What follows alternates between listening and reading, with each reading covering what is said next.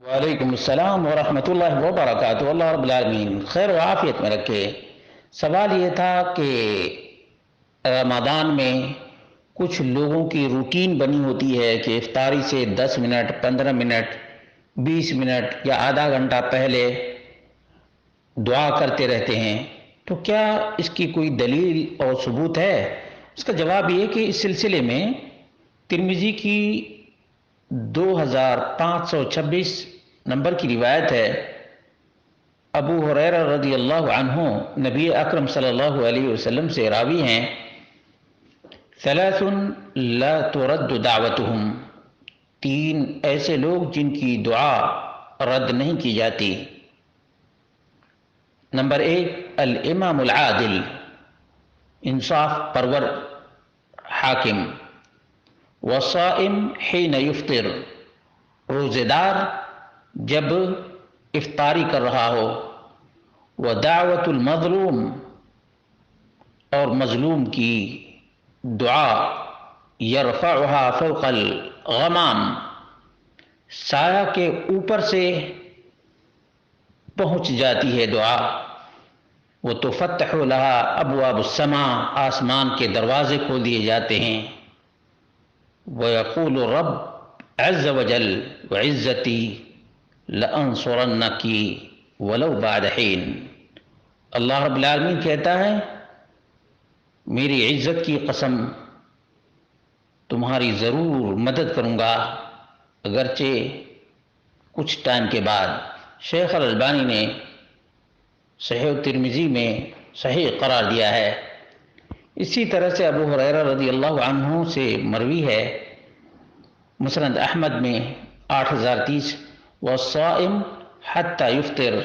کہ روزے دار کی دعا قبول کی جاتی ہے پورے روزے کی حالت میں یہاں تک کہ افطار کر لے۔ اس حدیث کو مسند احمد کے محققین نے صحیح قرار دیا ہے۔ اس سلسلے میں مزید وضاحت یہ کہ فدعوت الصائم المستجابہ تکون حال صیامہ،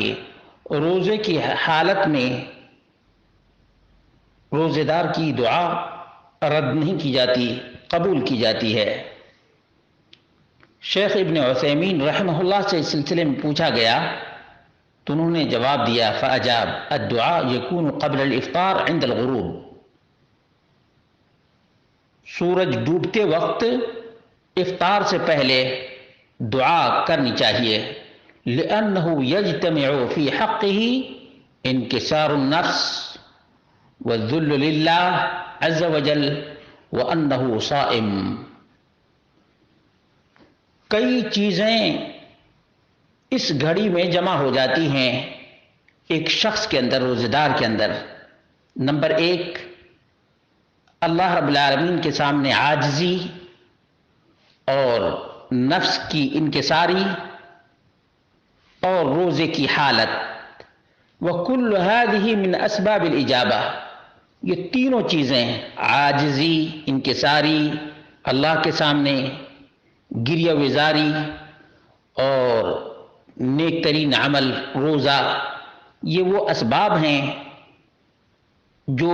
اس وقت یکجا ہو جاتے ہیں تو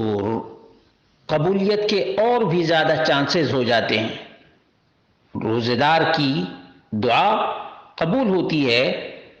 پورے روزے کی حالت میں، خاص طور سے جب افطاری پر بیٹھا ہے اور نعمتیں سامنے ہیں،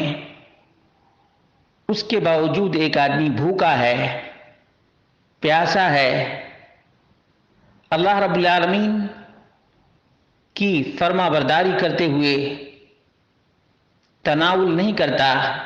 بلکہ اپنے نفس پہ کنٹرول کرتا ہے، اور سورج غروب ہونے کا، سورج ڈوبنے کا انتظار کر رہا ہوتا ہے، یہ وہ گھڑی ہے جس میں دعا کی قبولیت کا زیادہ چانس ہے۔ اس لیے جو لوگ افطاری سے پہلے دعا کا اہتمام کرتے ہیں، اللہ رب العالمین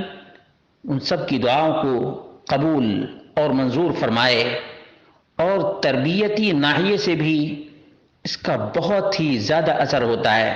خاص طور سے چھوٹے بچے ایک تو خدمت بھی کرتے رہتے ہیں،